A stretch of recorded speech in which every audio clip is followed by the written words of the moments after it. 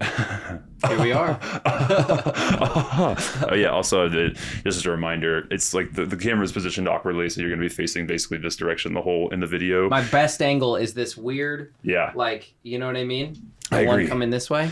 It's yeah, that's why I have it positioned that way, not just because the room is a little too small for what we're doing here. And like, you know, the idea eventually we'll get like a second camera maybe, but this is what we're working with right now. So if you want to address the people, look that direction, and you have to do lock eyes with the lens, not the monitor up there. Yeah. Yeah. Just as a reminder. Yeah. All right, let's ride. Fuck me, goddamn dog. Good morning, Slop Nation, and welcome to Slop Chop. This is a new podcast hosted by myself, Harvey Mulvihill. It is about the happenings of the internet, and it is your one-stop shop for Slop. I'm joined today by a wonderful guest, our first returning guest to the podcast, Nicholas. Hello. That's me. Hi. Good to see you, dude. Hi. I love the polo sweater. Thank you. It's very wintertime. It's like, dude, did I tell you the thing about, like, so I'm a big boy, obviously, and there's very few clothing brands that produce things of my size, and Polo's one of them. Really? They make fat boy shit. It's the best. Dude, yeah. So I've been doing a few reports on Ralph Lauren as a brand, and they are a huge company. Yeah. They are a huge company that owns way more brands than just Polo. I didn't know that. Yeah. Yeah, they've got their very high end, the Ralph Lauren's, or I'm sorry, excuse me, their Lauren. purple labels. Ooh, purple label. The Lauren is the women's brand. They have the Double RL, which is their vintage, kind of inspired brand. And then they've got the Polo. And then at the bottom, they got this secret little dirty stepson of a company that they don't really advertise called Chaps. And if you, I used to buy Chaps. Yep. And if you're a Walmart shopper, a dirty little Walmart shopper like me. Way. Mm-hmm, yep. That's on owned Amazon. by Polo? Yeah, that's Ralph Lauren. Oh, dude, that's awesome. Yeah. So yeah, they would make, they want to sell as many clothes to everybody as they possibly can. So actually their big challenge is how to maintain exclusivity when they're mass producing stuff. Yeah, it's a big challenge. For sure. And also like they're in terms of like luxury brands, they're on the lower end of that luxury brand label, but they're still nice, they're still like quality. They're like higher, upper mid. They have tags for every level. Like Purple Label is that higher end. Okay. So they do have, if you want to spend $8,000-$9,000 on a jacket, you can. That's Purple Label. Like they have that ultra luxury. Okay, fair enough. You know what I mean? But yeah, no, their Polo Ralph Lauren level is that sort of, accessible luxury. Accessible luxury. Yeah. Which is my bag, dude. Dude. Upper middle class. That's yeah, where dude. it's at. Yeah. That's where it's at. Dude. That's honestly where my sights are set for the rest of my life. It's for just sure. Upper mid. Yeah. Yeah. And yeah, that's funny that I bought Chaps way back in the day, and in high school I was so brand focused, and I was trying to be a little frat boy and very concerned with what the world thought of me, or what I what I thought the world thought of me. Sure. And I would just wear Polo brand because that's what the kids at JJ Pierce were wearing. Totally. And or then, Abercrombie, the little moose. Did you have 100%. Abercrombie? Yeah. Abercrombie was Sean. Hold on. What's up? We're recording. You're on speaker. Sorry, did you buy Patrick that jersey thing? No, please do that. Okay, I'm doing it. Thank you. All right, bye. Christmas. Okay.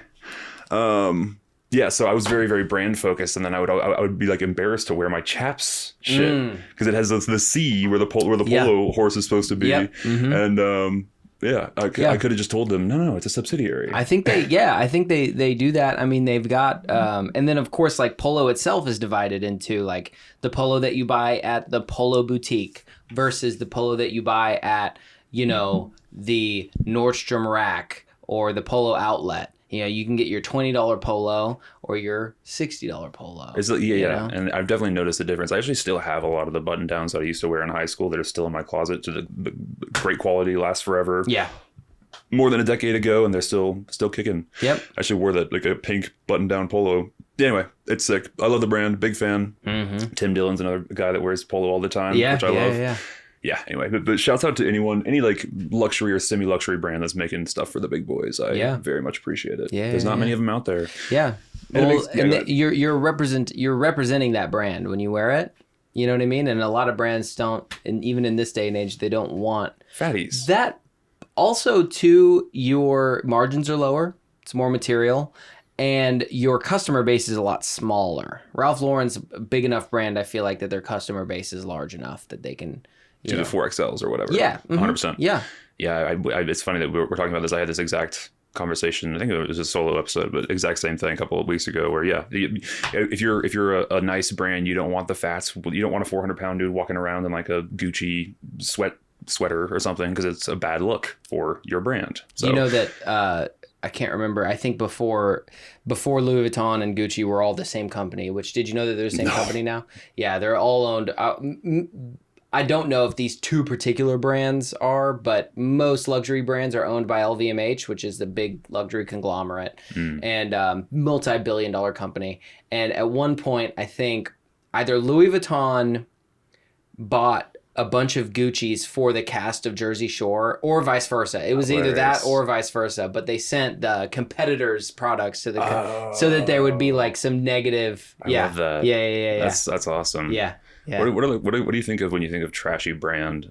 Ed Hardy's the thing that jumps out to me, but yeah. To me, I think in this day and age, right, when right now we look back on Jersey Shore a little bit differently. At the time, it was like they are trash. They are they're like trashy people, and we look down on them and we really enjoyed judging them. But I think now we've come into such a cult of celebrity that even if you're famous. Perfect example, Logan Paul, right? We walk around. I walk around the world thinking about Logan Paul as if he's like kind of an idiot, which maybe he kind of is. You know what I mean? But like he's still got billion-dollar brand deals, and like if he wanted to do a cologne commercial where he got dressed up and looked hot, like somebody would pay him a lot of money to rep his cologne because he's a celebrity. We're in such a cult of celebrity. To me, the only real trashy clothing brand is Shein. Any of to a certain extent, even H&M. Although yeah, I mean Shein is probably the most like. It's popular, dude. It's everywhere. Oh my God, it's everywhere, and it's plastic clothes. And they end up. Have you seen the clips of like the beaches in Bangladesh where this clothing washes up? It's brutal. And it's not even clothing anymore at that point. It's just soup. Yeah. Just soup of threads of polyester, which is plastic. Anybody that tries to tell you that. Oh sure. But what they won't tell you though is that that's actually good for the environment. Is it? It is. Wow. Yeah. And we're returning the materials back to the earth. See, so it's a kind of recycling. It's kind of the same thing. Closed loop. I've heard about this. Yeah. Turtles love it. Like the wildlife are really into it. You think about like a bird nest, right? They're collecting all kinds of threads and things to make their den. Turtles, fish do the same shit. They do the same thing, and they need that polyester thread exactly to fill their stummies. Right, dude, you're so their right. Their stummies are empty, and they need nourishment. Yeah. First of all, we eat all the fish, so the big fish have nothing to eat. Well, we replace that with plastic threads for them to eat, so that they can get their stummies full. This is so smart. It's so smart. Yeah, I don't know why they don't advertise this more. We're getting the word out, I guess, here on Slop Chop. We'll let you know that Shein is one of the good ones, and we should support them financially.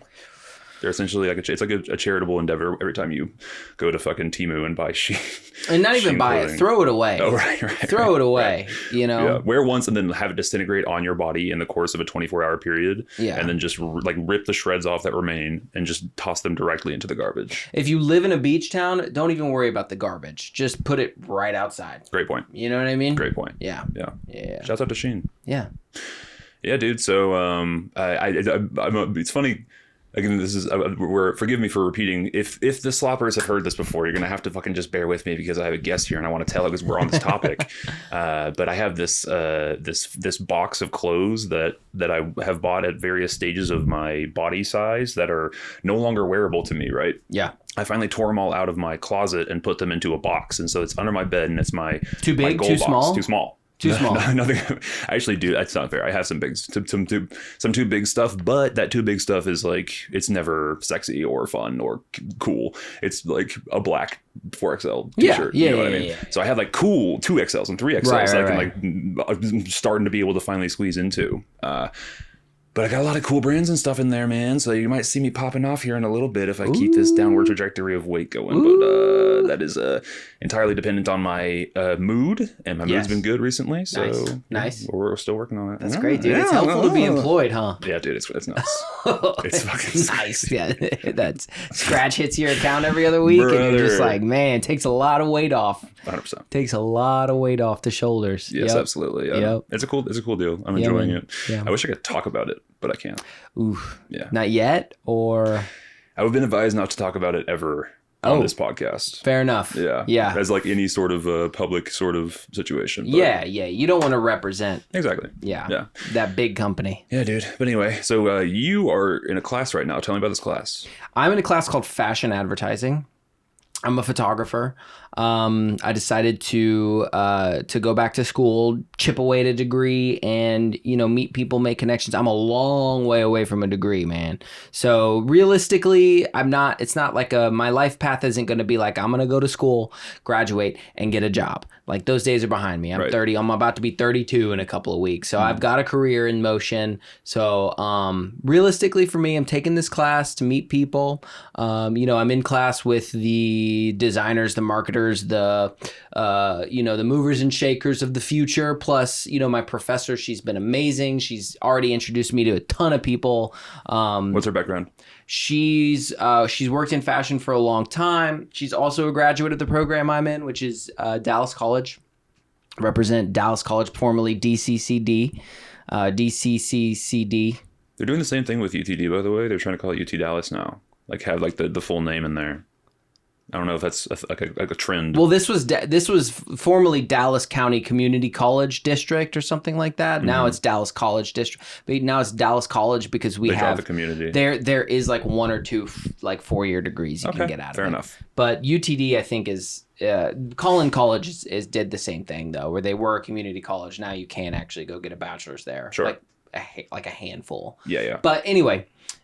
Taking this class called Fashion Advertising from the Fashion Marketing Program, which is an associate's degree they offer at Dallas College. Now, this is a unique associate's degree. It's not unique, but it's different.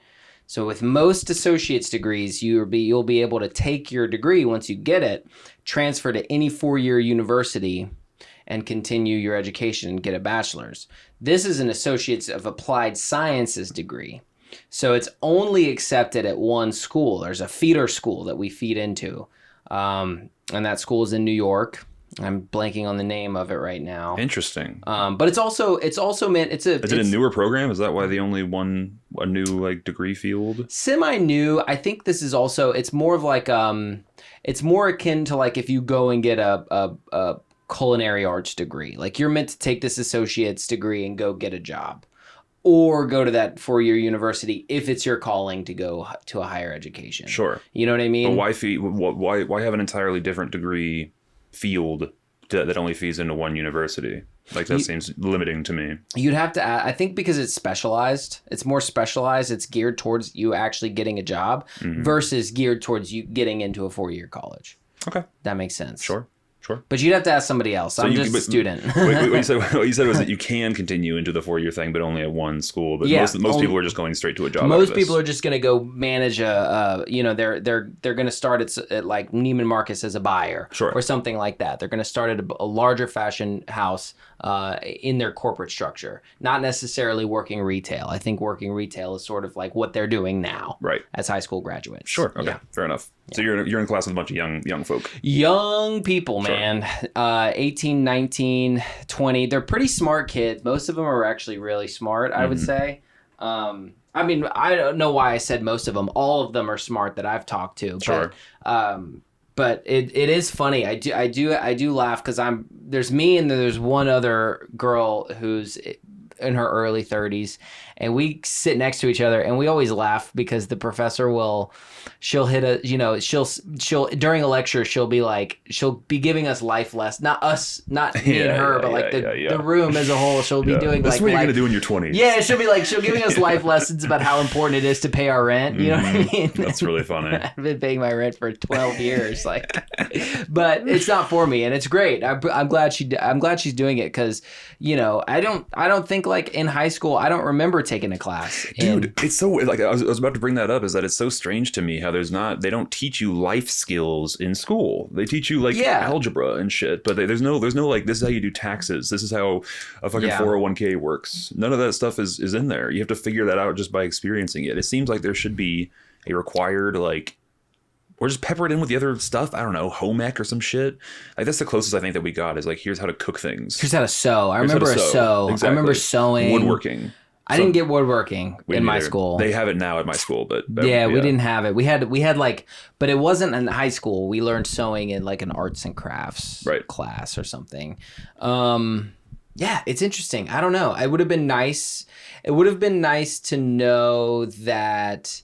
I mean, and I can't blame the school for this 100% because like I think I didn't even show up for algebra class. Sure. So it's not like I would have shown up for tax paying class either. But you're getting at least at least a percentage of your kids to have some idea of how to do the things in life that actually matter day to day. Yeah. Whereas currently there's zero, and they have to. That's why like how to tie a tie is like the most viewed YouTube video of all time. It would have certainly helpful. It would have been helpful, I think, if there was a Dave Ramsey teaching a class that's like you're spending other people's money, and the bank's got really nice, that classic Dave Ramsey line of the banks. You walk into a bank, it's all nice furniture. They didn't get that off of making you rich with points. That's really funny. I like that. I mean, or credit card. Like this is embarrassing, but I just figured out. I mean, just like a month ago, figured out what a statement balance in a credit card is. I'm like, because I pay off. I think I pay off my credit card every week because my credit score is great, but there's always like this balance remaining after I paid off. I was like, what's happening there? Yeah, I just do the thing. Yeah. I don't understand it. Yeah. And then I finally just asked someone. They're like, no, that's last month's is what you're paying, and then this month's is the pocket that remains. Like, it's a useful look. I'm a business owner, right? I do have clients that pay me on a net 30, on a net 60 even sometimes. And so it is, if I need to incur costs to do a job, it is nice that if I use a credit card, I can have 30 days to pay back that. I don't have to pay it out of my cash 100% all the time. So it's a useful tool, but if first of all, and again, this has been talked to death, I feel like, probably even in your podcast, but at some point, but people are Klarna-ing burritos and like taking out, that's a loan. That's a loan you're taking out to eat. And like, that's not cool. And you can, I think putting Crunchwraps on layaway. Bro, that's crazy. That's crazy that you're owing money. You've Klarna'd your life away for some, you know what I mean? I mean, I'm bad enough with the AirPod. That 0% Apple interest will get me. Oh, 100%. And then they're banking on me forgetting because it's such a low amount every month. They're banking on me just like, oh yeah, it's $40 a month. Like I can swing that. And then I just don't look at it. And then, I get an email from check your Apple card now. And it's like, past it, Yeah. Yeah. Credit card's always good for like the financially stable and smart with our money among us, but that's not all of us, and it didn't used to be me. It certainly didn't used to be me. Barely me, honestly. If we're being totally for real. Yeah. I still am really bad with the credit cards. Like, and it's a mindset situation. It's a psychology thing. Where credit cards kind of feel like fake money to me a little bit, and debit cards don't. So if you're pulling it straight out of your bank account, it feels like you're spending money. And then credit cards like, it's just like, I'll get around to it. It taps into the same procrastinator brain that I have. Something like that. I'll get around to it eventually, that type of thing. Yeah. And it's no good. So anyway, but it's piles, man. You've got it in a different pile. You've got your pile you're piling up over here, and then you're digging a hole over here.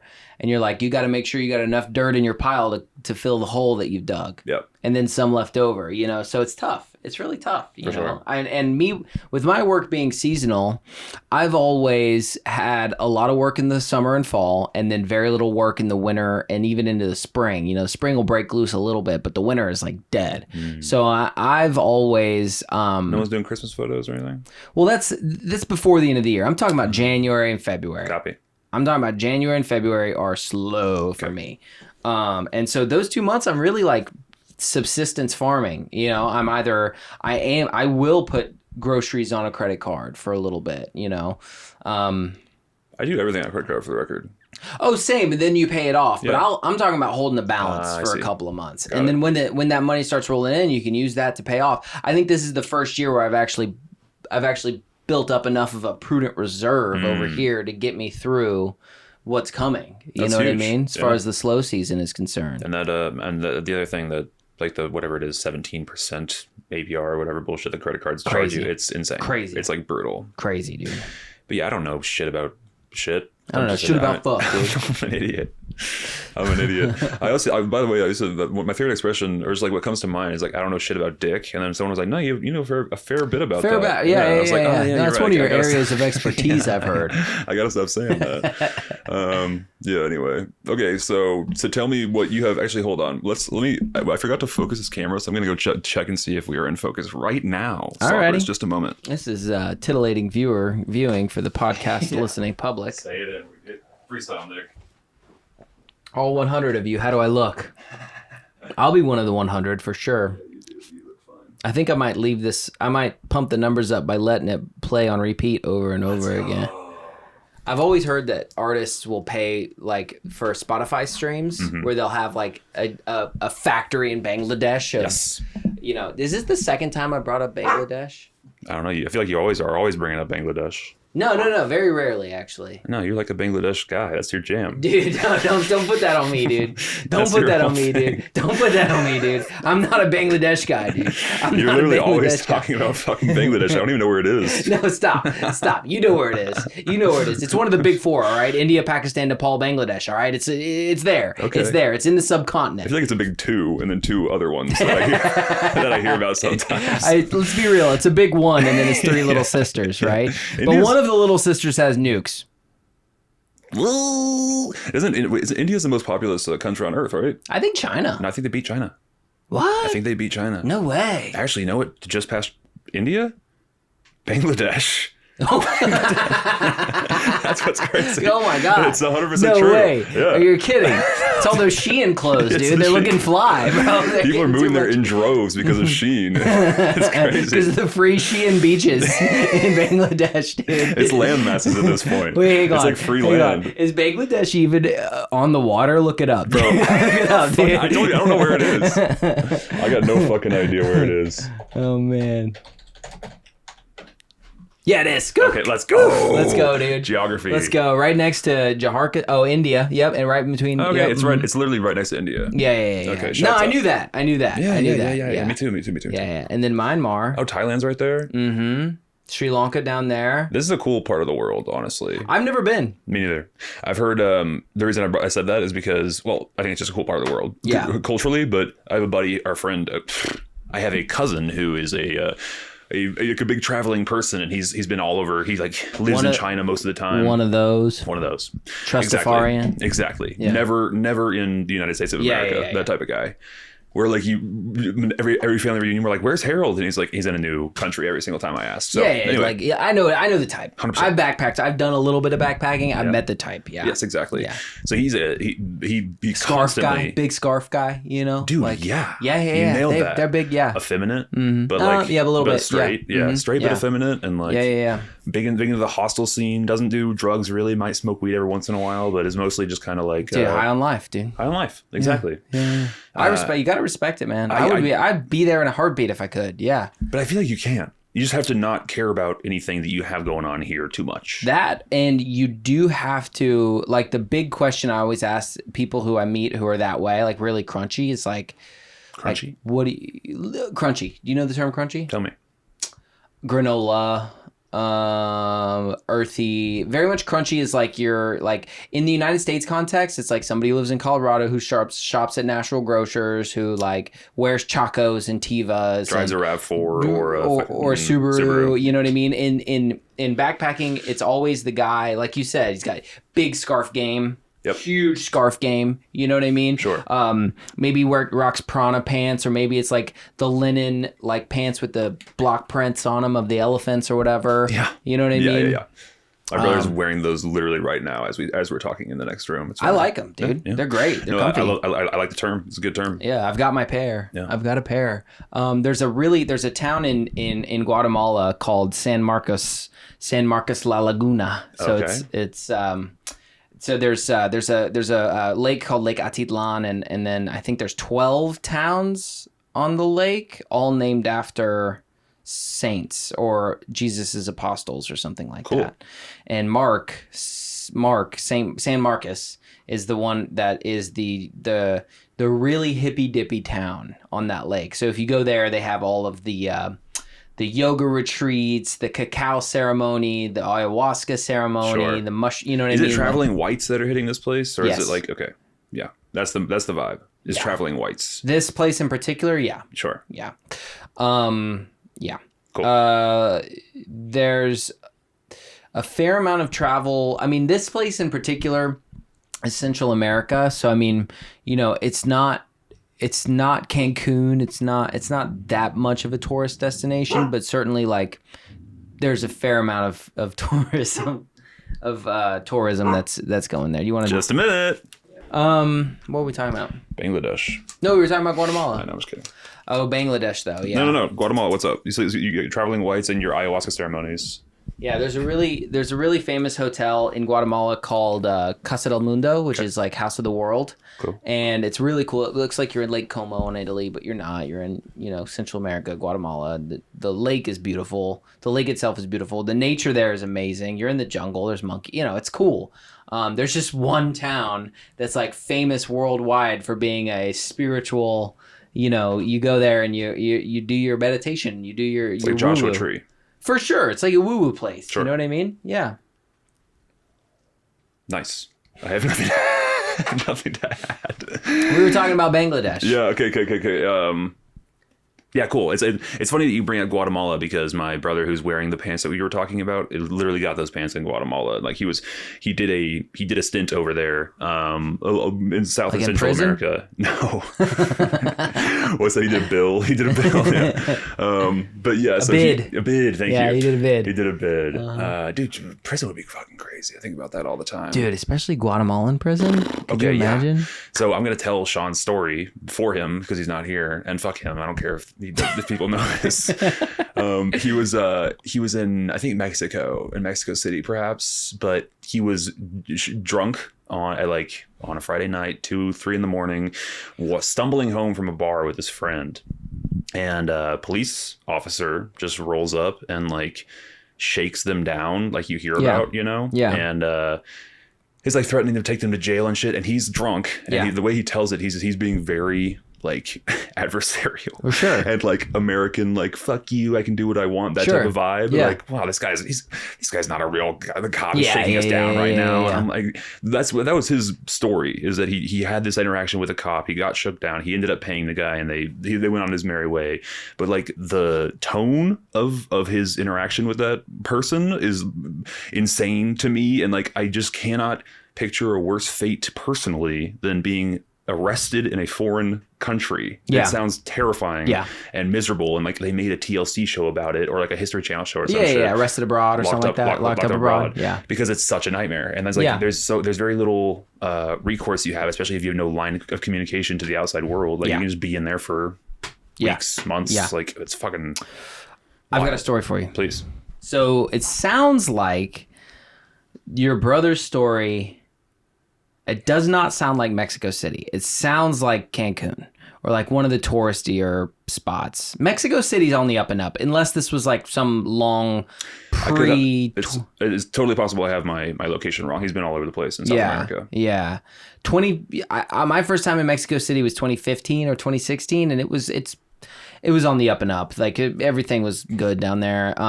But the touristy areas are like that. So my story is I was down there totally sober in Cozumel, Mexico, which is an island off the coast of the Yucatan. I think off Cancun, and it's a pretty decent sized island, and the northern half of it is really well developed. It's all the resorts, and the southern half of it is pretty much jungle. It's an undeveloped jungle. But I rented a little scooter and was zipping around the entire island because it's a pretty small island, right? And there's kind of a road that goes all the way around the entire island, and to the side of the road there's a sidewalk, literally a walking path where you can kind of walk along the road or whatever, go from resort to resort or whatever. Well, the scooter didn't go very fast. The cars were kind of whizzing past me, so I went off onto the walking path, and I was just riding my scooter, and I come across a cop on a motorcycle, also on the walking path, who pulls me over for being on my motorcycle on the walking path. Oh, that's funny. And he says, he asked me for my ID, and I say, I give him my passport, and he's looking at it, and he's like, very, very bad. He's like, very, very bad. He said, I'm going to have to take you to jail. This interaction's in English, by the way? Yeah, English. Okay. Broken English, but it's Copy. in English, yeah. Yeah. And he's like, unless you can pay the fine of $200 US. And I said, well, I'm sorry, I don't have $200 US. Like, you know, I don't want to go to jail, you know? And he said, I'll give you a reduced fine. This one time literally whatever. of $20 US. He cut it by 10, Yeah, dude. 10 times Yeah, less. Dude. He said, I'll give you a temporary reduced fine. That's a pretty sick discount. Yeah, I know, dude. 90% off. That's pretty good. And then when I got back to the hostel and I told people that, they're like, yeah, carry a little bit of money in your pocket, carry all your money in your sock, because they'll just take whatever you have, you know. I was about to say, like, the reduced fine is exactly how much you have on you right now. Exactly. That's exactly. What a coincidence. That's the fine. Yeah, exactly. Anyway, I don't blame them for, I don't know, shaking down the idiot tourists who are idiot white tourists that don't know any better. You know, like you can make a buck wherever you can. It's just something you got to be watching out for. And just like you said, keep your money in your sock. There's also, we are sheltered whites in this household of mine. Sure. And so like our parents were scared for my brother doing these adventures. These mine too. My dad thinks I was down there dodging bullets the whole time. Exactly. So they were like, okay, you gotta keep your passport like on the strap, and you like keep it tucked into your base and all this stuff. But by week 2, he was like, he had that shit in his pocket. He's like, it doesn't happen. Like it's a gross exaggeration. Yeah, no. He's like, maybe in like Paris at like the Eiffel Tower or like the fucking. Well, and they'll tell you. So when I was in Mexico, we took a bus through Chiapas, which is one of the most dangerous states. It's where they manufacture a lot of narcotics, and the guy that sold me my bus ticket was like, hey, don't just ride the bus straight through. He's like, don't get out. You know what I mean? Yeah. Don't get out and explore here. Like, just, you know, go straight through. And they'll let you know. They're like, you'll be fine. Just don't get out at any of the bus stops, because the buses stop at little towns along the way and between the stations. It's like, don't get out. Don't go to those towns. Like, just don't get out the bus. Yep. You know what I mean? And you'll be fine. And so that's what I did. I stayed on the bus and it was all good. But like, nobody down there wants you to get hurt. You know what I mean? There's nobody hostile to you down there. They're human beings. Yeah, exactly. Yeah. What were you just saying about, you said sheltered whites. Oh, so when I did the whole trip sober. I've done Mexico sober, Guatemala sober, Spain, and Italy all sober, right? The Mexico trip I did is a pure backpacking trip, staying in hostels, going out at night with people that were also staying in hostels. The most annoying tourists, Americans were definitely there. Can I guess? Hit me. Chinese. Bro. Am I wrong? Bro, you're right. You're spot on, dude. I mean. That's what I've heard. It's what I've heard. I've heard they're the worst, and I don't know what that is. What it is culturally. I think it's just they don't interact with. They will not directly interact with anything. They will like they get off a bus in a giant group and they kind of just like flock, and they're like. The customs, I don't know. The cultural customs are just different. Yep. They're different than over here in the West. You know what I mean? There's just like, it's just. There's not like a what's the word I'm looking for? They're not being purposefully rude. Sure.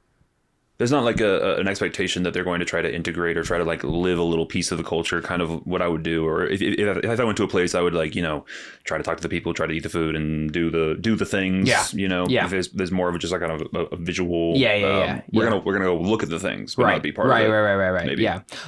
British people are there to party. That's it. They're there for the cheap drinks, and that's it. And you know what I mean? They might do some of the fun stuff, but they're not there for the museums. Sure. They got all the same stuff back at their museums in Britain.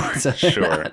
You know what I mean? They're there to party, dude. They're there to smoke and drink and Makes sense. Go to the bars. All right, let's okay, so we started this by saying that you were in a class, and I'm curious, do you have a thing that you want? Do you want to just jump into that, or do you want to do it later?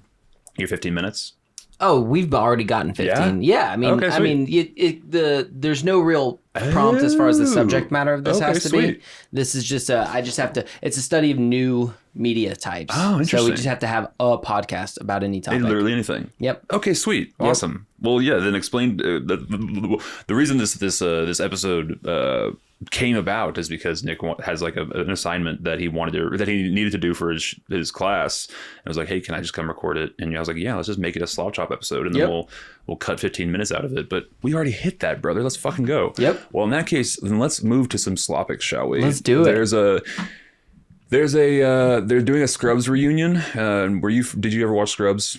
Oh yeah. Okay. Yeah, every day when I got home from school. Yeah, so there was a Scrubs was our first ever show as a family. Sure. I'm not entirely sure why that was. It sure. was Scrubs, and we had another show called Fringe. And, I know Fringe. You know Fringe? I know Fringe. Loved. And then Heroes, the superhero show. Wow, Heroes. Heroes. Never watched Heroes, but I know it. The reputation of Heroes precedes it is heavily impacted by the writer strike. Oh, the first one. Yeah. Yeah. Maybe not even the first one. 07 one or whatever. Right. Yeah. Like heavily impacted. Interesting. By it. Yeah. That makes sense to me. Like they did a lot. They did a lot of these where they Community. Mm-hmm. Community famously season 4, which was not during the writer strike, but a totally different reason, had a bad season. Season 4 is like the bad season. They fired Dan Harmon. They fired Dan Harmon. And then the next season, they referred to it as the gas leak season. Yeah. They explained it away as it being a gas leak. It's really funny. Yeah, it is. But the Heroes, I think, did a similar thing where they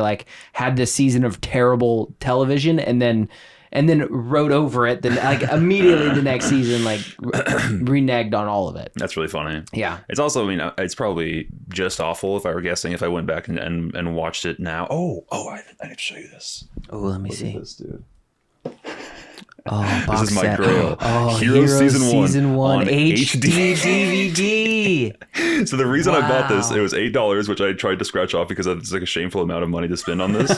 This is a canceled show on a dead format. Wow. I just think it's so funny. Wow. And it's completely unplayable. There's no way to play play it. I was gonna say, how would you go back and actually consume? You won't. You can't. That's why it's hilarious to me. And it's Heroes season 1 of this old dead show on a dead format, and it just makes me laugh. And so I've had the conundrum of I want it on the set just because I think it's funny, but then no one can clock that it's HD DVD just from looking at the set, so then people will just think that I'm a Heroes fan. Yeah. Well, there's nothing wrong with being a Heroes fan. Who is the Asian guy in this show again? What was his? I don't think it's Bobby Lee. It's Bobby Lee. He's a very famous comedian. No, I have no idea. Some guy. The only recognizable figure is that gay dude who plays, is it Skylar? He's the bad guy. Yeah, I don't know, man. Yeah, he's gay, but that's all I know about him. What was the premise of Heroes? I mean, I guess there's Save the Cheerleader, Save the World. That's something. There's the guy that gets visions, and one of them has time. Cheerleader. Yeah. Remember cheerleaders, guys? Oh, right. Yeah. Dude, cheerleaders. It's kind of a strange, fascinating cultural thing. Cheerleaders. It's odd. Do you find them attractive, and do you want to have sex with them? Do you want to get into it? Yes, please. Is it just so that we can give the ladies something to do while we all play football? Is that what it is? I was not expecting that. No, I don't think so. I think that it's very athletic. Sure. I do not mean to diminish the athleticism of these lovely ladies. Right. I don't know. I haven't thought about it. I thought you had a take. I'm not a deeper. No. I'm not. I'm. You said, do you want to get into it? And I expected a scorching hot take. I do think it's. Look, and I'm not Gen Z, so I'm not conservative. And yeah, I said it. I will say it again. Gen Z is the most conservative generation. Whoa. Since probably the silent generation, like the Wow. pre-boomers. Yeah. I will say it. Gen Z is the most conservative. And I'm not talking about politics. I'm talking about like the takes that I see from Gen Z are, if you're 21 and you're dating a 26-year-old, like that's too big of an age gap and you should, feel creepy. You know what I mean? Like that level of conservatism. You know what I mean? That specific take, though, I think also will just be aged out of in time. And then once Gen Z is the new millennials and they're all turning 30, they're gonna be like, oh yeah, whatever. It's a 26-year-old that you're dating. It's no big deal. But they're all in high school and shit right now. Gen Z? Okay, maybe no. Gen college. Z is working now. Gen Z is like 25, 26. Okay, what's the one after them? Gen A, Right. Alpha. And those, okay. I don't even know what the distinctions, but Alpha's like the iPad kids, right? Alpha's, yeah. iPad kids for sure. They're fucked. Yeah. It's over for them. But no, the Gen Z kids, that the discourse that I saw today, what was the discourse that really, okay. So this is not going into my school assignment part of the podcast, but the big Gen Z discourse that I saw on Twitter today was, is it gross and or disgusting if a guy pleasures himself to your pictures, like on Instagram or something? Sure. You know what I mean? Like, is that a form of sexual assault? Okay. You know what I mean? Sexual assault is insane. It's definitely not that. Or harassment or something. Is it inappropriate? It's inappropriate, yes. Well, here's okay. Listen, the only inappropriate in that, if you told the person that you were doing it, then yes, that's gross and uncomfortable. Hey, I just jerked off to your photos. That's fucking creepy. Not. And again, this is if it's a silent, victimless crime that no one knows about except for the person beating it, then that's the thing. It's a silent, victimless crime that nobody knows about. But I think that there's like some. Obviously it's inappropriate to go up and tell the person like, hey, I whatever. And no one's going to advertise that they're doing this activity, which means inherently it's creepy or negative or whatever. Yeah. Well, I don't think you want to tell the good people who you're beating off to recently? My wife only. No, I disagree. Okay. I disagree. You think it's not creepy or gross? No. Okay. No, I think it's, if you are you're a human being expressing sexuality in the privacy of your own bedroom, fucking explore that. Like, enjoy. Who am I? It's the same. It's this like the argument that it's the same argument that the boomers used against gay marriage for so long. You know what I mean? Instead of having two people involved, there's just one. But it's the same argument. Like, what are you doing in your bedroom that's affecting me so much? You know what I'm saying? I guess so, but I don't know. I guess, yeah. But is anyone crusading against this for real? No, this is all online bullshit. This is 100% all online bullshit. Sure. So what you saw a tweet or a post that was like, it's just, you should not be jerking off to your friends' photos or your hot coworkers' photos. It's disgusting and reprehensible. 100%. Okay. So then that's just some. And then a bunch of quote tweets in both directions. Okay, fair enough. Yeah. And then the quote tweets, I was convinced by the quote tweets in one direction, whereas you may be convinced by the quote tweets in a different direction. No. I'm a big proponent of beating it to fucking hot photos. Anything and everything you want to. Sure, man. I totally agree with that. It's if you want to jerk off to a chair, go for it. 100%. You know what I mean? Yeah, and I think this is just a sort of non-issue in my opinion, because it's, no one's going to advertise that they're doing it. No one's ever going to tell the person that they're jerking off to them. Like, unless it's, and then if you do that, or if it becomes somehow known that you're doing that, then it's suddenly an issue. That's weird. Then that part is, but it would be the same level of weird as just walking up to them and telling them, "Oh my God, you're so sexy. I would love to sleep with you." No, I disagree. I think that's actually less creepy to me than saying, "Hey, I beat off to your photos the other night." That's really fucking disturbing to me.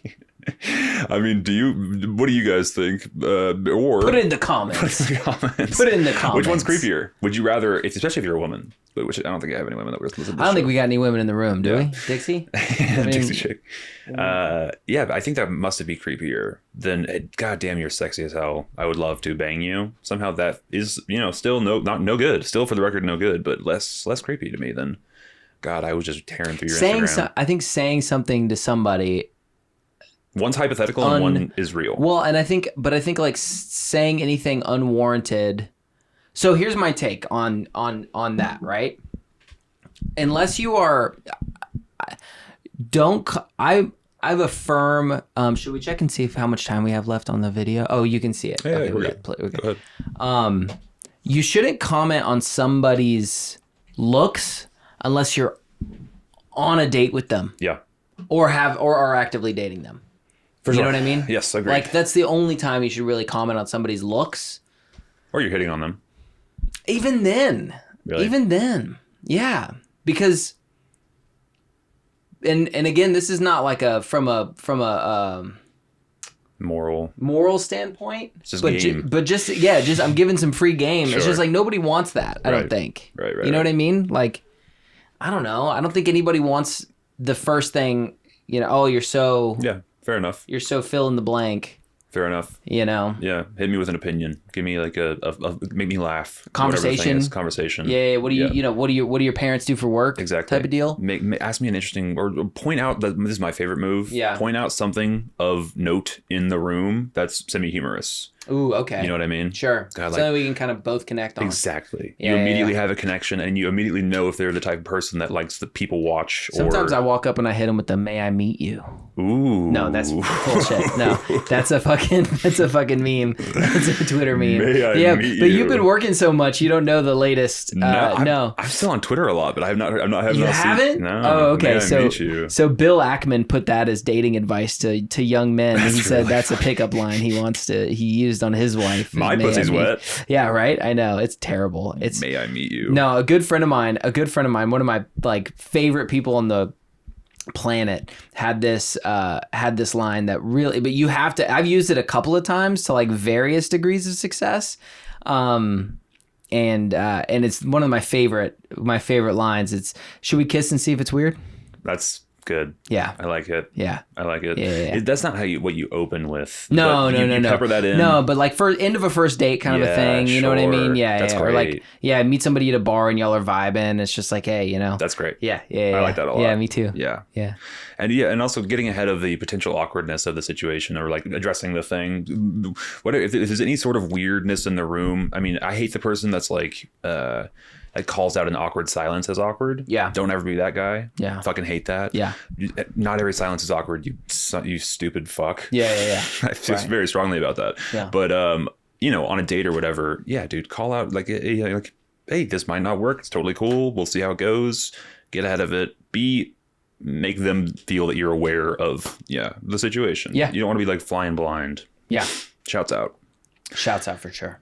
Yeah, dude. Let's talk about Scrubs. I do want to talk about Scrubs. I mostly just want to talk about television reunions, but let me turn this camera over just a moment. All right.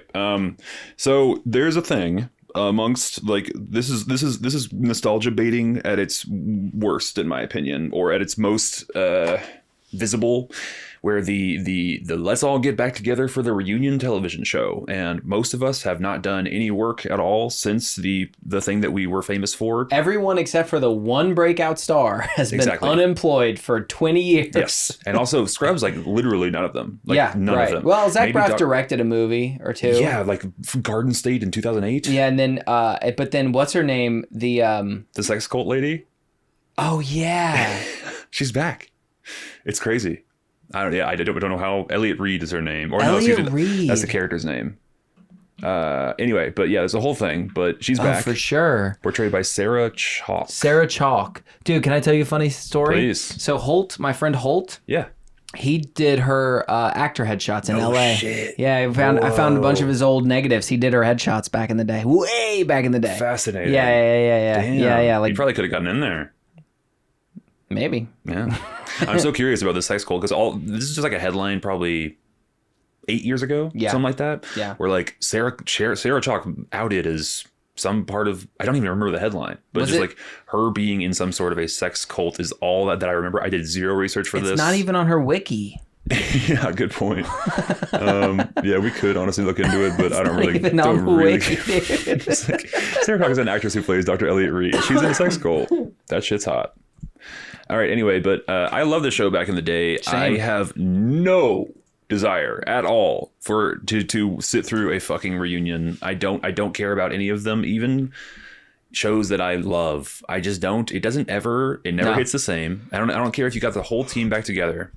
It never hits the same way. No. And it's like, if you're doing the same jokes, like Scrubs, their whole thing is like, haha, we act gay, but we're not gay. That's the two main characters, Turk and JD.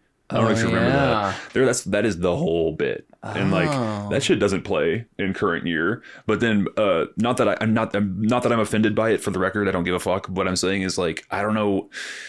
If you're doing the same shtick 20 years later, it doesn't come off as like cute and fun and endearing anymore. Now it's like sad and cringe. And again, you're reminded, it's actually a line from Jeanette McCurdy's book. Yeah. Did you read that? I haven't. But she's the iCarly I know her. lady. Yeah. And I hate my mom, or I'm glad my mom's dead. Yeah. Which, by the way, genius title. Here's why it's called I'm Glad My Mom Died. Yeah. Very specifically. Yeah. Because, think about it. It's the least vicious way to say that phrase.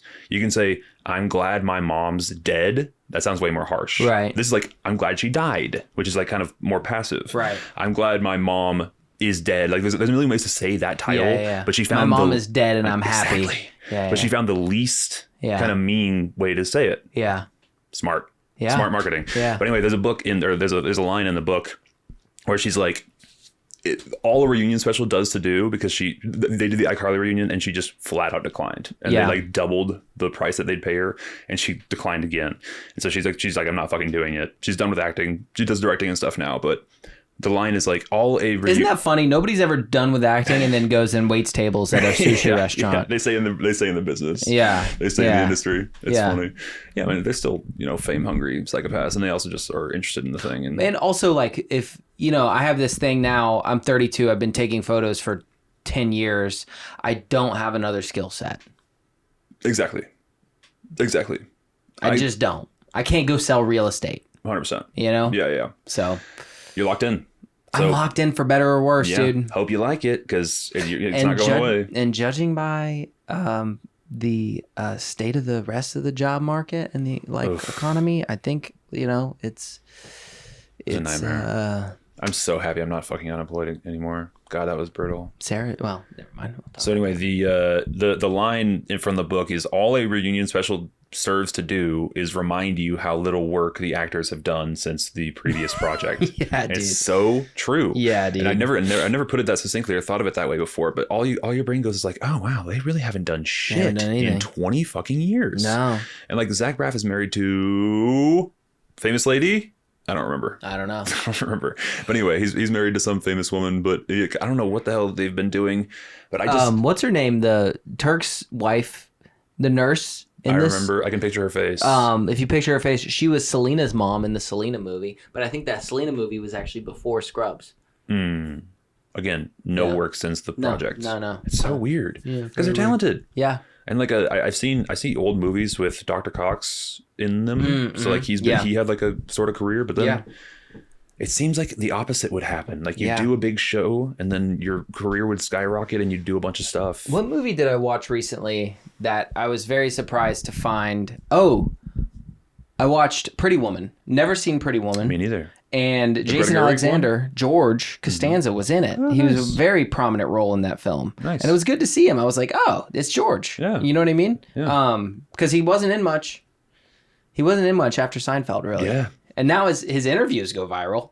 Right. Have you ever seen, like, you know what I mean? Like his interviews about Seinfeld all go viral, but because he's hilarious and I love the behind the scenes stuff. Of like, oh my God. I love the one that sticks out to me is he's like, it took me like a full season to learn that George is Larry David. Mm-hmm. We're the same. Like, he's like, George or Larry, this situation's completely insane. Like I can't, a human would never do this. He's like, what do you mean? This happened to me last week. Yeah. No. And then I love that he takes the craft so seriously for such an absurd show, and his like the way he talks about acting and the way he talks about like he was approaching it as an art form, and it's like, and then the subject matter is like, what the deal? Yeah. Seinfeld's one of my big. I love it. It's one of my big blind spots and comedy blind spots. Oh, and here's my reasoning. All right. I can't handle the laugh track, dude. I'm so anti-sitcom for that reason. I just don't. I hate the format, and I understand the writing is genius. I understand. Are there any shows with a laugh track that you like? Literally zero. None. I cannot name you one. Yeah, I'm like exclusively Friends? No, exclusively a single camera sitcom person. Love 30 Rock, love Always Sunny, but I hate every like multicam sitcom. Not my jam. Yeah. I just didn't grow up with it, so I don't have the stomach for it. I find it so irritating, and I'm like, if you could just take. That's why I love Curb. Curb Your Enthusiasm is incredible, and like I haven't seen the whole show, but that is Seinfeld for me because it's single camera. Yeah, and it's improvised, and it's Well, the writing in Seinfeld is brilliant. Yes. You if you watch it, you do. Okay, I stop hearing. Yeah. That's what everyone says. That's what everyone says. Yeah. Is you just get used to it and you stop hearing it, and it becomes kind of endearing and sweet. But did you grow up watching TV like that? Yeah. Yeah. See, that's the thing that I never did. My parents hated television, and so we watched cartoons, but never sitcoms. Yeah. Nowadays, I don't really watch. Okay, so this kind of bleeds into the reunion topic. You can't get me to watch a TV show today. Mm-hmm. It has got to be. And of course, there's exceptions to every rule. Mm-hmm. Like there is a show that's coming out right now that I'm excited about that Pluribus. I love. Pluribus. Let's fucking go. You watching it? Yeah. Oh, it's amazing. Yeah. Oh, it's so good. Me too. But and I think you and I have had this conversation before. But I read a lot and I watch a lot of movies. I do not watch a lot of television. Couldn't agree more. That's 100% agree. And like when I started TV show this is like there's levels of locked in that you can be with media, I think, in my opinion. And TV is higher than movies in terms of like you can envelop yourself in the fandom. Like Game of Thrones is the thing that I've been the most into ever in my life. Like I was obsessed with that television show, obsessed with those books. More than a video game. Like the fandom that I spent the longest time in, and like I was in Reddit forums, like just reading like A Song of Ice and Fire freaking theories and stuff. I was deep in the sauce. Loved that whatever book series and show. Yeah. And so like you can go deeper into a thing because it lasts longer and it takes years to get through the thing. So you can like stay in a sort of deeper fandom, if you will, than a movie, I think. And then I think above that, like there's books, video games, and are like the top two. Yeah. Like in terms of immersion, and then TV shows third, and then movies I think are fourth. But I'm a movie guy. I don't know what to talk about. Big time movie guy. The thing is, I like an ending. I do not like it when a movie or in a TV show I don't like it when a TV show is you're my house. You gotta suck that. They don't ever wrap it up. Like TV shows don't know how to wrap it up. They always have to keep the eye on the next season. Mm-hmm. They always have to answer a couple but leave a couple more. You know what I mean? It can be fun, but it's annoying. It is. And it's such a commitment to me. Yes. If you tell me to watch a show, I'm going to tell you to fuck off. But if you tell me to watch a movie, I might do it. I might do it. Yeah, exactly. And if it hasn't made its way into, there's so much television out there. There's so many TV shows, but there's not that many great TV shows. I think I can count on 10 fingers in history like the amount of television shows. Yeah. Breaking Bad, Succession. Better Call Saul. You better put fucking Saul on that. Better Call Saul, which is why I'm on to Pluribus. Mad Men. Mm-hmm. But even Mad Men kind of ran a little long. Also, I couldn't get into it. Too boring. Slow. Yeah. Well, I loved Succession. You thought Mad Men was too slow, but you liked Better Call Saul? That's what everyone says. I swear to God. And this is like this is something because sometimes people will say, yeah, you got to get through the first season or whatever. I genuinely think Saul is like almost perfect. I agree. Bar to bar, from beginning to end. Yeah, I agree. And so I don't understand when people don't like it. They're like, I love Breaking Bad. I tried Saul. I was like, it's whatever. I'm like, I don't have like a. If it's not your vibe, it's not your vibe. But yeah, I don't know. I haven't tried my Mad Men in years, but dude, AMC had a run. It did. They had a freaking run. Andor, one of the probably the best television series I've ever seen. That's high praise. I like it. I love it. Obviously, it's the only show on that you just listed that made me go. yeah. I fucking love Andor so much. Don't hit me with like your like not you obviously. I think you've got pretty good taste, but some other people in my life will hit me with a fucking Peaky Blinders, and or they'll hit me with a fucking Stranger Things or a goddamn Landman. Oh, you gotta watch. You gotta watch. What's the other Landman? Taylor Sheridan. Yellowstone. You gotta watch Yellowstone. Yep. It's so good. Go fuck yourself. I don't have time for that primetime soap opera bullshit. Couldn't agree more. What's the Sons of Anarchy? Very similar. Give me a break, dude. Sons of Anarchy. You might as well. It's the same level as Prison Break, or like Prison Break's fun. It's stupid, but it's fun. It's stupid. I either want to watch really, really dumb television. I'm talking Abbott Elementary. I'm talking like junk food. Don't give me something that I'm like, either give me something that I can enjoy passively, or give me something that I really got to figure out that has a definite, this is how it's going to end. I want to know that there's going to be like, you're going to tie it up nicely and you're not going to leave little dangling threads for a bunch of spinoffs and reunions and shit like that. Like tie it up nicely at the end, put a bow on it, and I'll invest my time. And then, or just give me something to watch passively. That's funny. That's well written. You know what I mean? That's fair. I so lean towards. I'm done with the passive TV. Even excellent comedies that I know that I love. Scrubs I haven't touched in a decade. 30 Rock. Even a Sunny, dude. I love Sunny, but I don't watch it all that like frequently. Yeah. If I'm watching a TV show, I'm locked in. Like I feel I treat TV the same way that I treat movies, which is like I put my phone down and I lock in. Yeah. And I'm bad at multitasking, so I can't do the. If a show's on in the background and I'm looking at my phone, like it is complete. It's white noise. I'm receiving no information. Yeah, same. So and it's so easy to look at your phone. Yes, so easy to look at your phone, and it's so interesting. Right. They've fine tuned this shit to be the most incredible, addicting invention ever created by mankind. We talked about this on our last Slop pod a lot because I was coming off my flip phone binge. I got a new one. You got a new dumb phone? I got a new thing. Okay. All right. It is a device that basically turns your Apple Watch into like an iPod. Okay. And so I have Apple Watch with cellular. So I can literally, I don't have to take my phone anywhere. I just take this little, maybe you can look it up. Beaver Lab. BETER? BEAVER Lab. This thing? Yeah. Yeah, that thing. Yeah. Oh, I got one of those. Okay, Yeah. I see. Yeah, I got one of those. So I just take I'm just going to take my watch everywhere I go, and I can download stuff onto Spotify to listen to. What exactly does it just provides functionality with the wheel? Mm-hmm. Yeah, you scroll with the wheel. I can still make calls. I can still send text messages. I just need that in my AirPods. And that's it.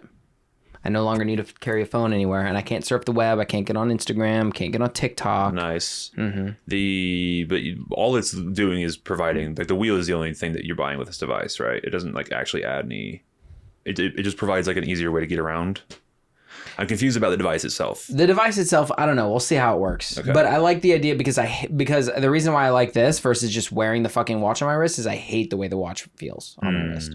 I hate it. I always have. I hate the way it looks. I hate the way it feels. Anytime I see somebody with an Apple Watch, I immediately think that they're an NPC. Interesting. This is not exaggeration. Interesting. Like that's how I feel. Okay. I feel like Apple Watch is an NPC device. Wow. And I'm a huge Apple guy. It's so functional. It's the most functional thing. The only reason I'm not wearing one right now is because I lost it about a year ago and I just never bought a new one. But I loved it. I agree with you that it's not sexy, but I'm not trying to be sexy. I'm trying to be functional. I love having text on the wrist. Harvey, I'm trying to be sexy. Yeah, you're right. Right. And you're succeeding. All right. Yeah, so fuck a reunion special. Fuck a reunion special, it's not dude. my jam at all. And what's God the next love slop ya. on the slopping? Let's move on. Okay, we can touch this if we want. I'm mostly, actually, I don't know how long we've been like... What is that? Jamal Hilton, white lady, Thanksgiving, 10 years? We can talk about it. Okay, well, I don't know anything on that. Let me educate you. I know Thanksgiving. Let me educate you. So, hold on. Let me pull this up so I can get my facts right here. All right. Oh, is this the text message? Okay, yeah. Yeah, you know this. Is that a mugshot of his? No, it can't be. That's fucked up. It's funny that you would assume that though, just because of his skin color. Well, no, it's not because his skin color. It's because he's on a white background. I have mugshots out there. You can find them.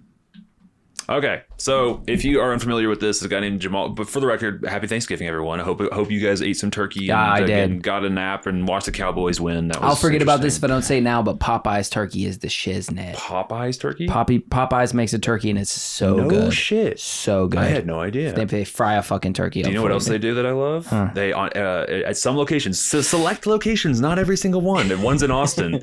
They would do Tuesday for Tuesday 2-piece, $1.59. Holy the cheapest food on planet Earth. That's got to be pre-COVID.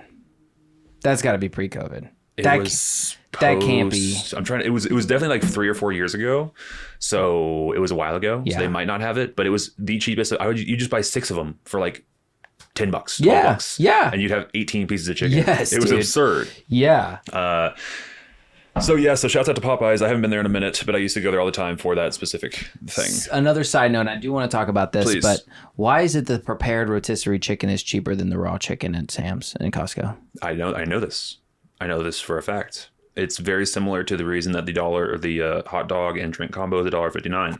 They're trying to get you in there. Loss leader. Correct. And they are willing to take the loss on it. They're willing to make these chickens, inject them with some ungodly concoction to make them 3 times the size of a normal chicken. At Costco, they do this? Brother, have you not seen those fucking chickens? They're gigantic. They do this to me in my Costco? They put people back there injecting my chicken at Costco? They have like the Hulk formula literally back there. And every single time they put it before they put it in the plastic, they inject it with the Hulk thing. And those Bruce ladies Banner, look so shits. Nice. No, they don't get. They are devilish. Oh my Costco ladies. Yeah, I freaking love those chickens so much. It's literally the rotisserie. Yeah, fire. I'm talking. It's 75% of the food that I consume. Fire. I eat them every day. Fire. I love it. It's the cheapest, most delicious protein. When do you go buy them? I buy like 3-4 times at a time, and I put them in my fridge, which is not ideal. It's so much better when it's straight off the rotisserie. Right, of course. But I don't love going because going to Costco sucks. Going to Costco is like going to Bangladesh. Let's be real. Yes. I wonder if there's a Costco in Bangladesh. Yeah. God, that's so true. It's the most populous. It's the most populous place on Earth. It really is, dude. Yeah. It's like, so, dude, God help you if you try to go on like a Saturday afternoon. Oh yeah, it's gonna be awful. Over for you. Yeah, it's gonna be awful. Yeah. So anyway, shout out to this guy Jamal Hinton, who 10 years ago this Thanksgiving sent a text to a wrong number. Who he basically the thing was. Or excuse me, he received a text from a wrong number. The text said, God damn it, Instagram. Thanksgiving dinner is at my house on November 24th at 3 o'clock. Let me know if you're coming. Hope to see you all. Of course, that includes Amanda and Justin. And he just said, Who is this? Those? Who is those? I love, grandma. By the way, this screenshot, what I love about it is phone number on full display. Oh, that woman's hilarious. Phone number on full display. That's so true. You're missing 2 numbers. You could just so easily puzzle that out. Or and then you got the whole one right there. Oh, wow.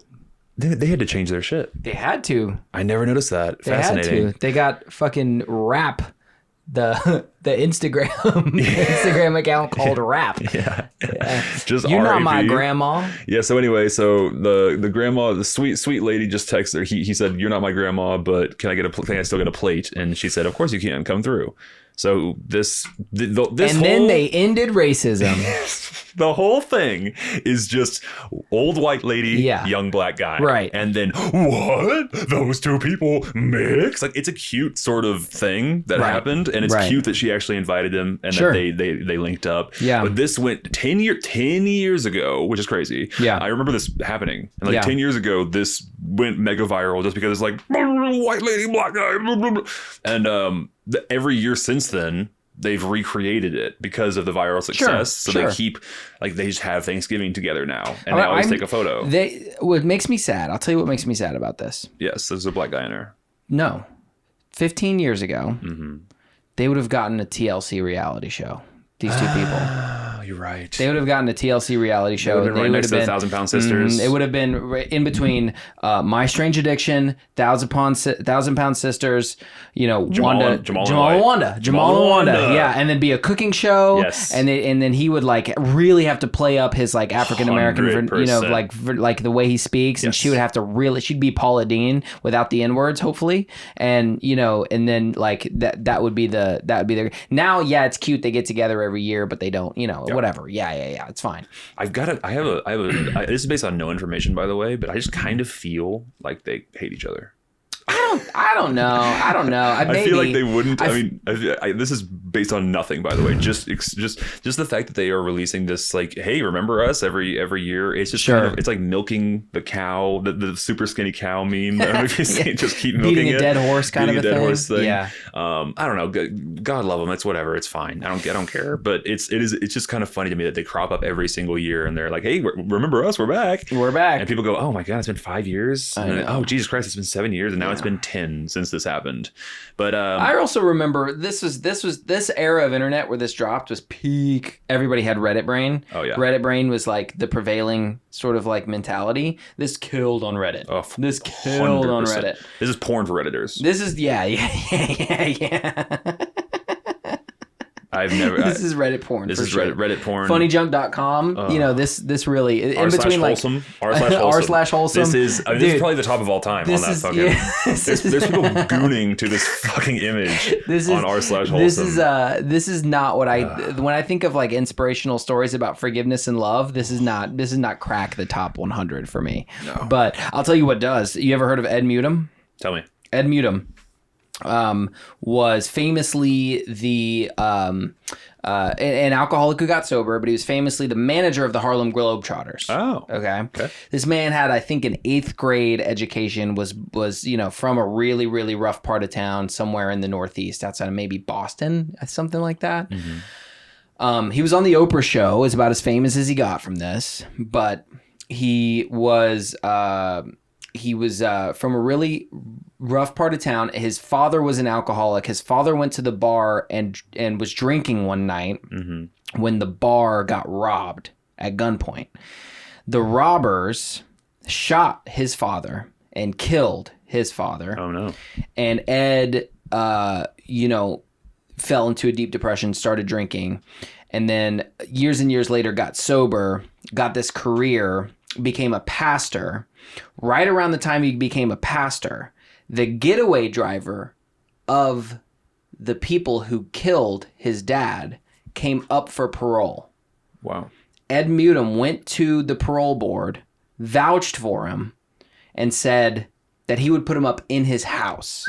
So when the getaway driver got out of prison, he went to live with Ed Mutum at his house for I think a couple of years. Good Lord. This is the man that was the getaway driver for the murderer of his dad. Yeah.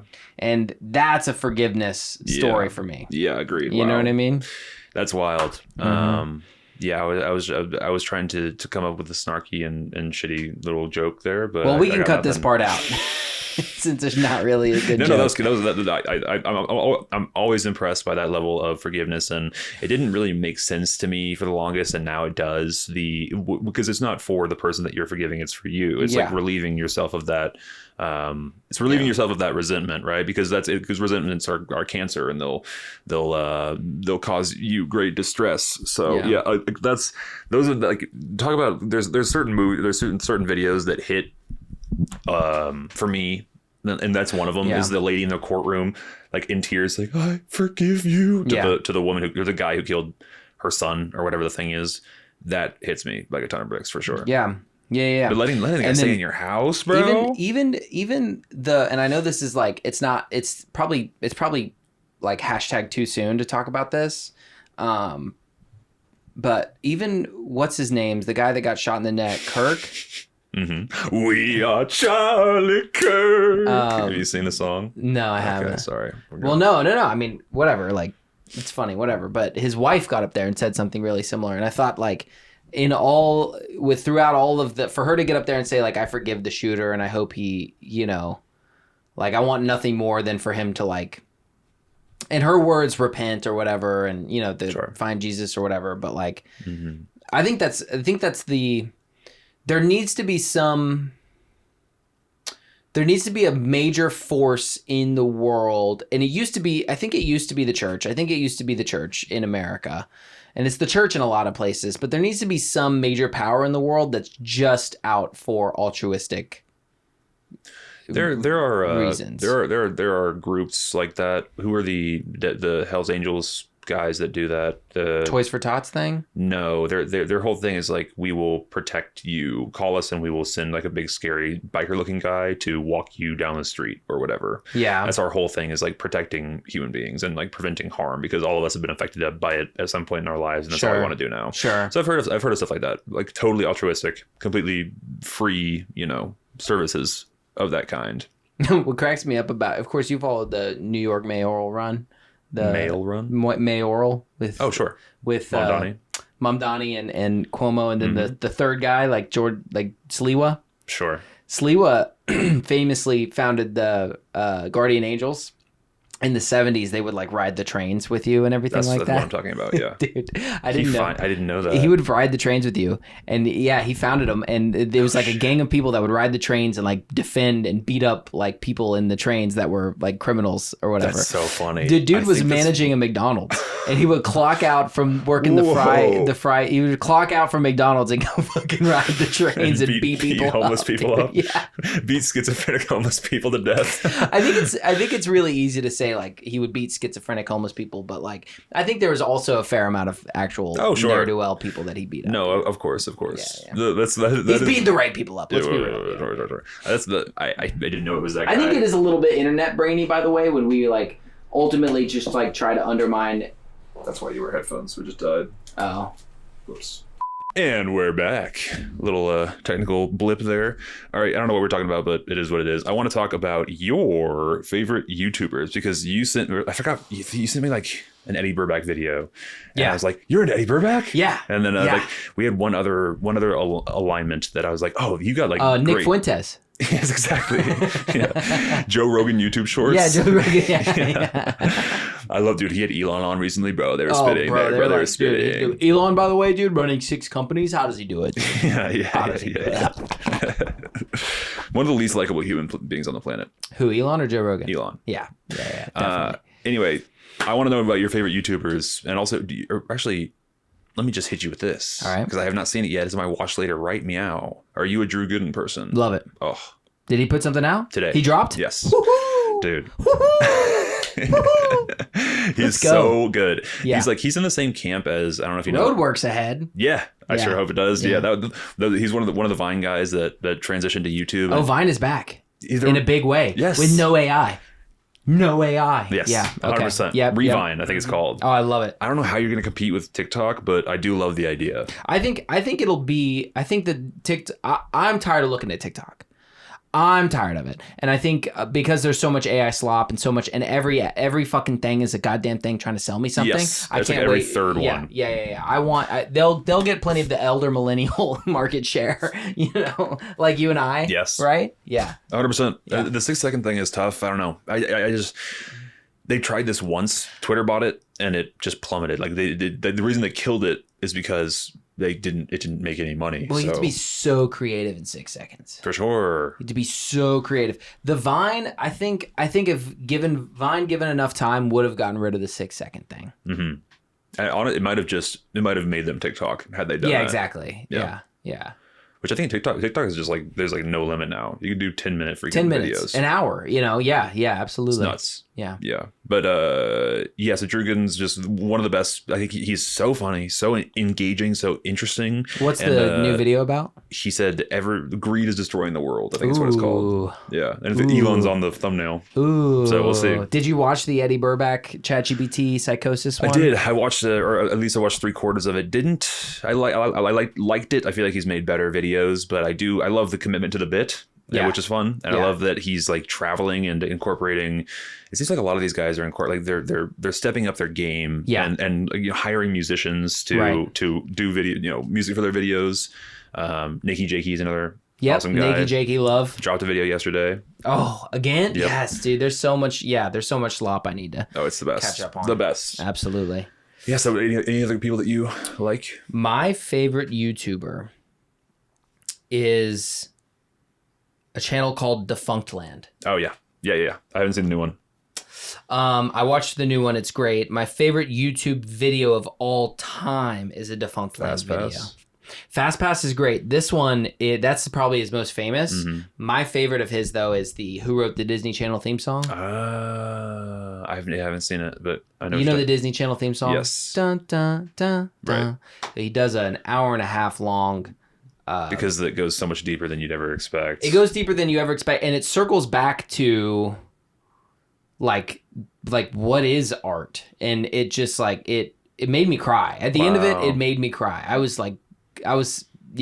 moved by the end of that stupid I love that hour and a half YouTube video. That was so good. Yeah. That is my favorite type of YouTuber, and it's the content creator that, if given the choice, that's what I would do, is make long form videos like that. Yeah. Release one a month and make enough income. Which, by the way, I don't know how these people are making a living. I don't get it. Well, what I like about some of them have Patreons, but not all of them. Who are you talking about exactly? But like the Eddie Burbacks, Drew Goodens, they got a couple million. Of the world. I feel like if you got a couple million subscribers, yeah, but you're dropping a video once every couple months. Defunct Land is dropping one a year. Yeah, but the one he drops a year might do 3-4 million views. Sure. I feel like you make a nice chunk of change for that. Are you making enough to survive on for a calendar year? Is it? I don't know. How much do people make here? Is it $70,000-$80,000? Is it more than that? It seems like no. I don't know, but I'm sure we could look it up. Yeah. I'm sure we could. Sure. I'm sure I don't understand that business model. You're probably right. But let me tell you what I think. Let me tell you why I think that. Please. CNN maybe gets 300,000 people watching it at the same time. Sure. And that's a network with many different people in there making multiple millions of dollars per year. Yeah, but they have advertisements every freaking. Yeah, okay, I see what you mean though. I see what you mean. Just YouTube. Eyeballs. You're right, and eyeballs equate money. But I don't know. I think of all these people, by the way, in my head as rich, and so they don't have to worry about it. But they're humans and they need income just like every other human. So I don't understand the business model really. Yeah, another one of my favorite YouTubers to put in the background is a guy named I Am Rob. I don't know. And he just plays video games, and he'll platinum different video games, and he'll just like get really frustrated. He's like mid. Sure. He's a mid gamer, kind of like me. I like the way he just like gets mad and throws the controller. You know what I mean? It's just nice to have somebody talking in my raging in my ears. You know what I mean? Sure. And, but I do wonder because it's very clearly he's in like an office like this, you know, and like he's sitting there screaming at the video game and cussing, and like he's mentioned multiple times how he has young kids and a wife, and I'm just like, are they in the other room listening to this? And the mom Daddy's at work. Daddy's working. Yeah. Don't worry. Yeah. You know, the kid's just terrified outside. Like, you know, when your dad screams, like it's really scary. And then when he walks out, is he just like, fine, you know? Is he like all good now? Like I just he probably deflates. I've been playing Batman Arkham and getting my ass handed to me and screaming for the past 3 hours, but that's I walk really out and funny. I'm just like all good. I wouldn't be surprised if that is exactly what happens. Yeah, he's like super low key in real life. Yeah, probably. He lives in Dallas, or so I've put together by context clues of what he's dropped. Yeah. Oh, dude, there's nothing better than finding someone you like and then realizing they're in Dallas. Let's fucking go. There's so few of us. It's the best. I know. I got a kid. So I took a call today. I did. I got into another art residency. This time in the south of France. So I'll be doing that in 2027. Okay, so it's confirmed. Mm-hmm. Wow. Yeah. And then I was talking to a business coach, a commercial photography business coach, and she recommended another guy that I should work with who is actually based in Dallas. And so, which is nice for me because I'm always better in person. Mm-hmm. Like 10 times out of 10, my like in person comes across way better than anything I Zoom. say. Yeah, 100%. Zoom, online, through texts, through messaging, couldn't anything like that. Yes. Yeah. Yeah, and some people are better online. I have a strong feeling that like the Eddie Burbacks of the world are a lot better at talking on camera than they are at actually talking in person. Yes, and then the you're right, probably. And then you can still he had a podcast with this guy named Gus Johnson way back in the day. So really? Yeah, Eddie. It's called the Gus and Eddie Show or something like that. Oh, I didn't know that. And they had a podcast for like 2 or 3 years, and they had a massive falling out. Yeah, it was over what? Over some fuckery. This was years ago. Gus Johnson, by the way, he was the proto. I mean, he was a sketch comedy guy. As a matter of fact, you probably have seen his younger brother Sven Johnson on your Instagram feed and not known. But anyway, so they're both like sketch comedy people, and there's like some like gaslighting girlfriend drama. It doesn't really matter. But Eddie on a podcast format is equally funny and great, and he seems just like the sweetest, most normal person. Totally parasocially, my perception of what I'm hearing on a podcast or seeing in his YouTube videos, it's tough to fake that level of chill and funny. No, it's you're tough right. to fake. You're right. So I think he is that guy. We're in here doing it. You're right. We know how hard we're it is. psychopaths on real life, dude. Yeah. I kill Bangladeshis for fun. Woo, dude, you going to the Bangladeshi hunting party? Yeah, it's tonight, bro.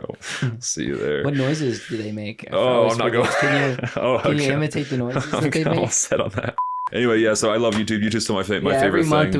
we just pay the people at Costco to lock the doors. Then we go Bangladeshi hunting at Costco because that's where they all are. Let me do the clap thing. You do. All right, and we're back. Shouts out to all our Bangladeshi viewers. That's right, dude. Love them. There is apparently a guy in Hong Kong that watches this show. Really? Either that's our VPN. I don't know. But I have one Hong Kong listener, allegedly. Wow. Or it's a VPN. How into the stats can you get? I can only see YouTube. Really? Yeah. Spotify doesn't show you anything? If they do, then I haven't looked into it because the numbers are so small that it doesn't really matter. Yeah. You know? But YouTube is pretty much all America, all United States. Oh, yeah, sure. But all men? I haven't dived into it, honestly. I couldn't tell you. I would be surprised if we had any female listeners. I've listened to most Slop Chop Thanks episodes. I appreciate that. Most of them. I haven't listened to all of them. I don't think I listened to all of the anonymous masked man's video. He's kind of irritating, that guy. That person. Well, because I know what he actually sounds like, sure. And so I didn't voice change him on the episode itself. I just voice changed the clip. Oh, he's just a masked guy that sounds like he actually sounds. Okay. Then I need to go in and watch the actual show. That's a fun episode. I did start it, but he started talking about dogs or something, and he was like, anyway, I was right like, away. I could tell it was going to be like some, and he's definitely one that I will absolutely want to jump in and interrupt the whole time. If I'm listening to it, I'll be like screaming, like, shut up, you're wrong about that. I realized that this anonymous person that is his love language is arguing and like having like a hot take and you being like, that's fucking crazy, and that's how he likes to interact with people. Yeah, totally. I know, and he's getting more and more saucy with what he's posting online now too. It's been interesting. He recommended that I do all the chopped and screwed and all that shit. So I don't know. I didn't love it, but I hate the clips in general. The clips are fucking brutal. I have to figure out a way to do it sustainably. Who was saying? I think Wickham was telling me that there's a website you can upload it to and it'll spit out like 20 clips for you. That's what I've been looking for so long. I would love that. I haven't, to be honest, I haven't done a whole lot of looking, but I'm so down with that. You should ask him about it because I will. He was telling me there is a website that you upload the whole video and it'll chop it up for you. That's cool. Okay. And you just post and post and post and post. Yeah. I do like your commitment to not replying to any comments on the. Yeah. But I saw that you've gotten some traction on a couple. I mean, there's a couple that have gone like baby viral, like 250,000 likes. I have a very strict definition of the word viral. Yeah. I think that like 6-7, that's viral. Or the fucking Costco guys, they were viral. If you have a video blow, if you get 2 million views on a TikTok, you didn't go viral. Yeah, you had a video blow up. Yeah. You know. Okay, that's fair. Yeah. Going viral is like big time. Well, let's try and come up with a let's try to do a viral trend right now. You ready? Okay, you lead. I got nothing. God, I want you to lead. Okay, shit. All right, what are people doing right now? Is dancing happening anymore? Is that a thing? I think people are just stitching other videos and complaining about them and like calling them out and calling them horrible people. So maybe you say internet brains. I hate internet brain. Dude. I agree. I hate it. You don't agree? No, I totally agree. You do? I all that shit is I scroll right past it. Oh, I hate internet brains so much. Yeah. I hate when somebody. It's not as bad as Reddit brain. When somebody, Reddit brain is probably the epitome of internet brain. But when somebody's like, oh yeah, this small niche thing that you said actually makes you a bad. My least favorite is people like giving their opinion on other people's relationships based on like 5 or 6 seconds of a video clip, and they're like, this is an abusive husband. Sure. You know what I mean? I do like the comment that I see constantly is the bird the bird theory. Have you heard this? Yes, about the look at the bird outside. Yeah. Well, that's based on. Okay, go ahead. What were you gonna say? So the bird theory, for those who are unaware, is that if you tell your partner, "Holy shit, I saw a cool bird today," and they reply with, "Okay," then that's the relationship's not going to work. Yeah. Whereas if you say, "Oh shit, I saw a cool bird today," and they go, "Oh, what kind?" Like if they're interested or they express interest in whatever you're saying, if there's not that apathy there, then you got maybe something good going on. Yeah. So it's based on a guy named John Gottman. He wrote these. He's probably the person who's researched love and relationships the most on planet Earth. And what that's called is a bid for attention. And it doesn't have to be like, look at that bird outside. It could be something as simple as like, right. Like a sigh, like that. You know, that's a bid for affection or a bid for attention or something. One of those, one or the other. And and then your response to that bid for affection or bid for attention is is like one of those things you stack up. He basically, the way he puts it is like you can get away with 1 or 2 apathetic responses, but you can't get away with nothing but apathetic responses. You have to put some in the category over here, and you can get away with a couple over here as long as there's plenty of but that is within the context of a much broader, larger program of having a healthy relationship. It's not just that. It's everybody, you know, I think a lot of people want it to be just this one thing, but I read his book. It's called Bird Theory. The one I read is called 7 Principles for Making Marriage Work. Nice. And the bird theory is part of one principle. So it's I don't even think it's a real thing. I think it's just a TikTok. Like, I don't even know it's a real theory. Yeah, no, there's a there's the one thing he will say is like poison to your relationship, and when he sees it, he can pretty much guarantee that the relationship won't last, is contempt. Yep. There's a great Louis C.K. bit about this very topic where you sit down at a dinner party and there's a couple talking. The guy's like telling a story. He's like, yeah, the other day, or last Wednesday, we had this, and the girl interrupts and goes, "It wasn't Wednesday." And you go, oof. Like it affects you, like your shitty relationship is affecting me. That's that like contemptuous, who gives a fuck what day it was, but you're gonna correct with that like snarky, shitty. Contempt for who they are, everything they say. Yep. You know what I mean? It's brutal. Yeah. Well, I have very little contempt in my heart for you, Nicholas. I appreciate you coming. I also like calling you Nicholas. Wait a minute, very little? Yeah. What's the No, very little. Like very, that very means little. You have some. Why are you looking on that side of it? Well, hang on. I got this whole chunk of non-contempt over here. Sure, but you're focusing on this little I want to hear about the little piece. You're so negatively thought patterned, dude. What do you mean? No, I'm negatively thought patterned. You're the one with contempt in your heart. No, I truly, the fact that, well, you have a couple movie opinions that I think are abhorrent. Oh, like what? F1. Giant piece of shit. Here we go with F1 again, dude. It was a perfectly fine. I feel like there's more than F1, and you put me on the spot, so I had to remember. Is it just my movie opinions? Yeah. Though? Yeah. You sure? Yes, and I was, for the record, kidding. I don't have any contempt in my heart for you. I love you. It's not my racism against Bangladeshis. I am wholeheartedly united with you on that. Dude, on no, that front. no. I love the Bangladeshi brothers, dude. I love our brothers in Bangladesh. They're part of the big four. The Bang Bros, dude. I love the Bang Bros, dude. They're on the Bang Bus, dude. Yeah, dude. Get some Bangladeshis on the Bang Bus. All right, let's get the fuck out of here. I appreciate you guys for listening. Thank you. We love our Bangladeshi brethren and sisterin, and God love you, Slop Nation. Thank you for coming on, Nick. We'll see you in Praise Israel. 7 days time. Fuck you.